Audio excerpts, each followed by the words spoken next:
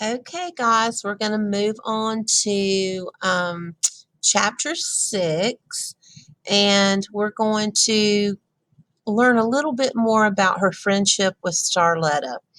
Um, and so we'll start here. Chapter 6. You can see the smoke rising out of the chimney from the road. You know it's a warm fire where the smoke starts. The house Starletta and her mama and daddy stay in always smells like fried meat, but if you visit there a while, you adjust.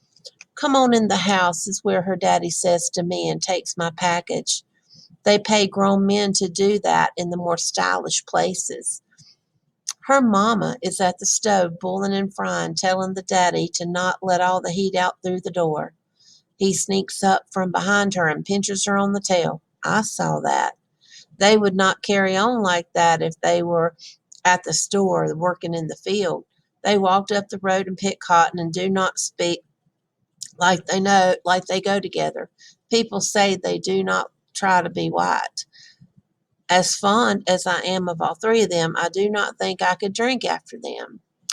I try to see Starletta leaves the lip of a bottle, but I have never seen anything with the naked eye. If something is that small, it's bound to get into your system and do some damage.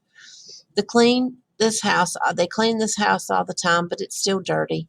They got dirt and little sticks all between the floorboards. They either need a rug to hide it or a fig to suck it all up. Her mama says you can sweep and sweep and sweep until you're blue in the face. All three of them stay in one room. I myself could not stand it. They do their business outside, and when it's cold, they do it in the corner in a pot. Okay, what they're talking about there, guys, is Charletta's family is very poor. They don't have running water, so they're doing their business. She's talking about them going to the bathroom. So they probably had an outhouse, and when it's cold, they had a pot in the corner of the room. I guess they all hide their eyes and hum while somebody goes. I hold myself until I get home. And they never had a television set. The only one that can read is Starletta, and she misses words. Her mama works on quilts right much. She can do flowers, Dutch boys and girls, just square blocks, anything you order. She sells them to white women from town, and they turn around and sell them again for a pretty penny. That would gall me. I do not know where Starletta and her mama and daddy came from. Maybe town. They live regular, but most colored people have a grandma or two and a couple dozen cousins in the same house. A family up the road had 15 people in one house, and when they ran out of plates, they ate off records. Records like you play. I know that for a fact.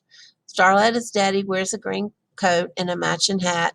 Castro has a hat just like it. He's not Castro, has never bothered me, and he is the only colored man that does not buy liquor from my daddy. I do not know what he spends his money on. Come on and see what Santa Claus brought Starletta, is what he says for me to do. He looks at me and grins. She has one hand in a bucket of Lincoln logs and the other one headed for her nose. She has a right to grin. Her toys look good. I would be proud my own self. An orange and green town that folds up its own carry case, a colored baby big as live one in a cradle, picture books, some socks, clothes, and Lincoln logs. Starletta still had on her nightgown, and it needed to be washed. You go wash before I play with you, is what I told her. She went and stood by the stove while her mama wiped down and put her on an outfit. I am too grown to enjoy most of Starletta's toys, but if they are new, I can make do. I know how long her toys last. Her baby dolls smell like her in a day or two, and if she gets any crayons, she breaks them just to hear them snap. I will not color with a broken crayon. Had her bring her last box to my house, and I taped them back together like they were supposed to be, but she didn't like it.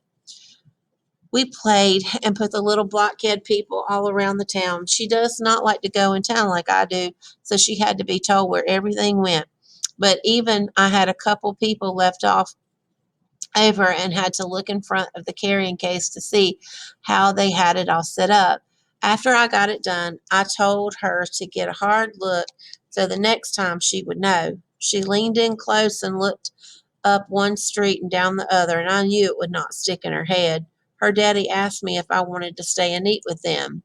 No, I'll just stick around until you finish, if that would be okay with you. You know you're always welcome to stay. You know it's okay, her mama said to me. You know it is.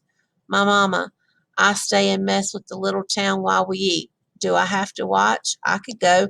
Starletta slides out of her chair and her mama says to take something you better eat. Starletta is not big as a minute. She came at me with the biscuit in her hand and held it to my face. No matter how good it looks, it's still a biscuit. Her mama and daddy get up from the table and once they got something for me. For me? You've been a good girl, right? Lord, yes. What is it? It's in the box. What could it be in a box for me? Open it up. Forget the hocus pocus, said the magician. Open it up. Oh my God, it's a sweater. I like it so much. I do not tell a story when I say it doesn't look colored at all. Okay, I want to stop right here and before we keep going and explain something. There is some blatant racism in this book, and it's very ironic because Ellen, we know, has nothing. Okay, she has nothing. She's having to take care of her drunk daddy. She's having to do all of um, the stuff, like she's having to find money to go and pay their bills and stuff. And here she is with Starletta's family, and they don't have a lot either, but they're extending grace to her. They're offering her food. They've even got her a Christmas present, and she's still in her mind thinks that she's better or she's above Starletta's family because they're black. And I just wanted to point that out because even though they really have more, Starletta's family has more because she has their mom and their dad, and they seem to have a lot of love and care. You can still tell that during this time period in history, black people were still not treated as equal. So I just kind of wanted to point that out. All right, so I think I would like to put it on now, if that's okay. I can slip it over my shirt and wear it. I think I need to cry a little. You want to open your gift while I look, and do you want to wait for me to leave? That was mighty sweet of you. You didn't have to do it. I had to. Well, well, well, the mama says and gets up to put it on the stove. I can see here it does look good. It really brightens up the place. I have to go now. I need to go back home. Stay here. What are you going to do when you get back? Lord, I stay busy. You come on back when you want to, he says. Then he wants to know if my daddy is home today. Okay, obviously it's Christmas Day, and think about these people. They're trying to be so nice, and they want Ellen to stay with them because they don't want her to be with her dad who may be drunk on Christmas Day, and but Ellen's not going to have it for some reason. I have not seen hide nor hair. If he's there when you get home, you come back here if you want to. Come on back here, he says. When I do get home, he's still gone. I wonder if he has not drove off the ditch somewhere and froze to death. Nobody would be out on Christmas to find him before he got blue and solid. If he is just hurt and gets froze, can they thaw him out like normal? Ask me what I would do in this case. While he is gone, I stay in the living room and watch television. Whenever I hear him drive up the path, I go to my room and stay until he leaves, or I think somewhere to go out the window. It is much better if he's gone. It's nothing if nothing jumps out at you to do when you walk around until somebody looks good. I would dress in my mama's clothes, but they're all gone. A while back my mama's mama sent one of her girls here, and she loaded up everything of my mama's in a big box and hauled it to the car herself. I just stood there looking. Now, let me stop again. How terrible is that? Okay, so her mama's passed away. Her mama's mama, which is her grandmother, comes and gets all her mama's stuff, doesn't leave anything there. And if you remember back earlier after her mom died, she used to wear some of her mama's like stockings and skirts and things like that up under her clothes. So All the shoes and stockings, worn and not worn, all the dresses, the underthings, the necklaces I never saw my mama in. She said to tell my daddy the message was plain and simple. Now get it right. It was she had some real people in her family, mama's things that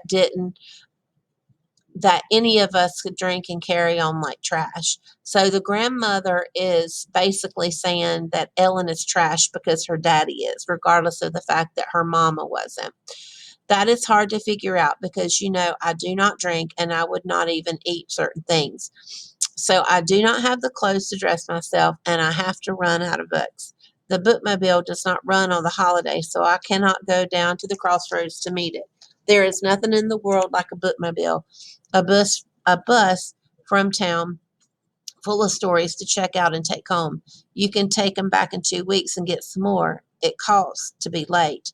They get the books from the big library, and it is like you are really there, except you're in a bus. Now, I like that.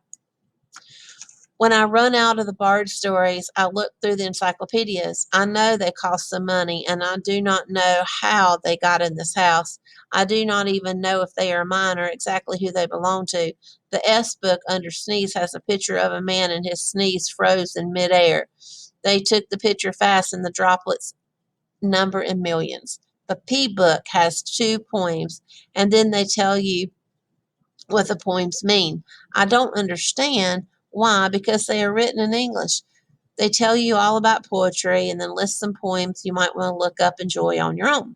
Sometimes I read Shakespeare poems slow and out loud with feeling because that is the way it sounds best. The one they have about flinging a scarf over the ark makes me want to whirl around and say it. Say it. Whirl around. And if I had my mama's scarf, I would fling it and pull it over the ark and half over it and say it. Dolphin and I have been in these woods too long. I have no idea how long we have been gone from home, but it seems like a while. I thought this was a fine idea. It would have been if I had brought something to read. We go back. We we could go on back.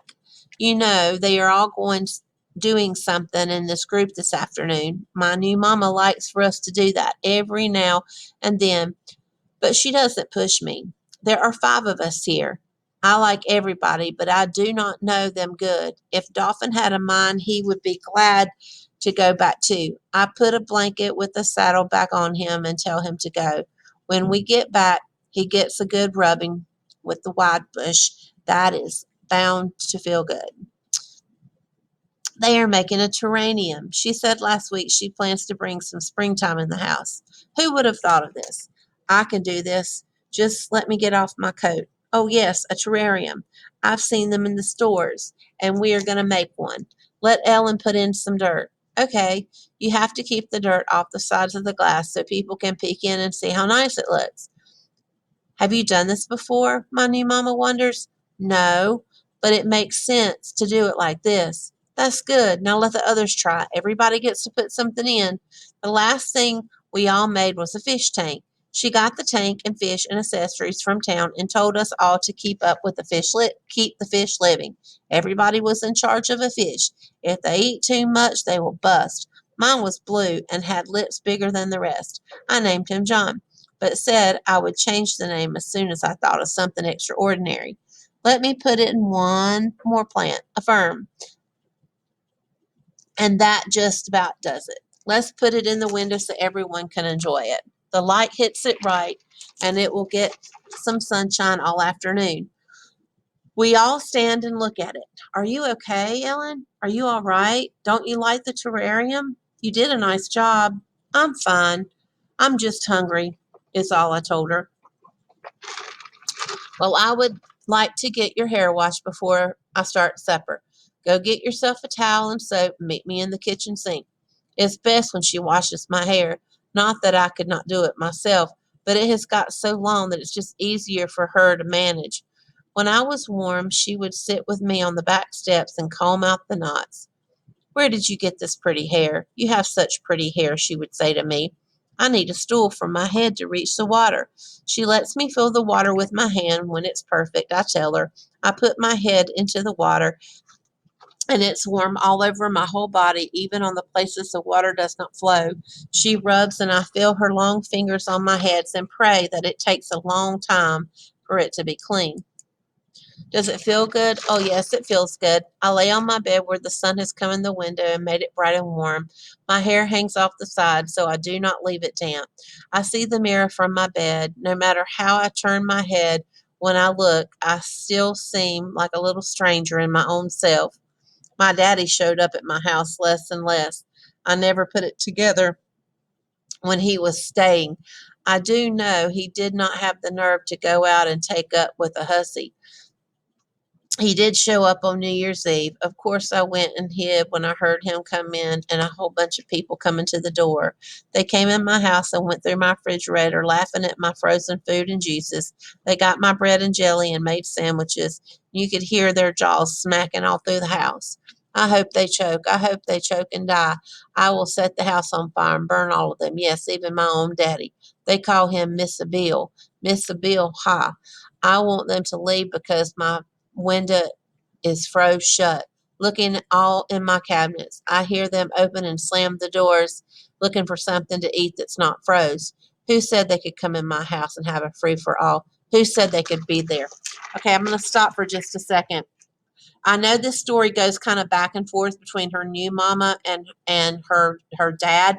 And so what you're learning here is what it was like when she was living with her dad. So her dad would obviously come in there and bring a bunch of men, and they would go through the house and eat all her food. And remember that she's getting money out of the mailbox to be able to go pay her bills and buy the food she needs.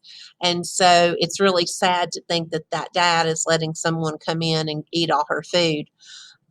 So you can probably guess that from what we've learned so far about her dad, that there's going to be a better plan for Ellen later on. She's going to be able to be with someone who's going to take care of her. Okay, my daddy got his guitar out now and he thinks he can play like a star. He will hang his head and sing the Tennessee Waltz, but his favorite is On Top of a Smoky.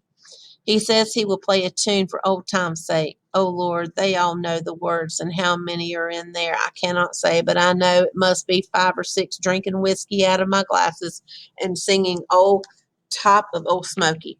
One tells my daddy he sure has a nice house. Shame for a man to live by himself. My daddy says he has a girl running around loose somewhere. That same man asked how old was this girl. He says I'm 9 or 10. I married Delphi when she was 13. His He tells my daddy, yours is just about right. You got to get them when they is off. I don't understand that. When I guess I just don't know the term. Anyway, what he's saying is he needs to get her married when she gets old enough. My daddy did not say anything back to the man. I bet he made a face. They stayed there for a while, so I got up in the closet. What else do you do when your house is run over by men drinking whiskey and singing and your daddy is worse than all them together? You pray to God that they forget about you and the sweet young things that are off when you feel good and she is pressed up on you. You get out before they can wake up from being passed out on your floor. You get up before they start to dream about the honey pie and sugar plums. Step over the sleeping arms and legs of men in your shadows of your floor. You want to see a light so bad it comes to guide you through the room and out the door when a man stops you and the light explodes into a sound and it's your daddy's voice. Get away from me. He does not listen to me but touches his hands harder on me. That is not me. Oh no, that was her name. You do not say her name to me. That was her name. You know that now. No, not my name. I'm Ellen. I'm Ellen. He pulls the evil back into himself, and Lord, I run down the road to Starletta, now to the smoke coming out of the chimney. Against the sky, I run down the path in the darkness. I gather my head, and all that is spinning and flying out from me. Wonder, oh, you just have to wonder what the world's come to. All right. So if you can read between the lines here, um, what's happening is her dad is having all these people come into the house. They're drinking. They're asking about her. And obviously, her dad's so drunk, it makes me think that maybe her dad is maybe getting ready to abuse her. We're not really sure. You kind of have to read between the lines, but she talks about, no, that's not me. I'm Ellen. And then she runs away. So that's a pretty good indication that what's going on there is not a really good thing. And poor Ellen is having to defend herself from her daddy. Sad, sad.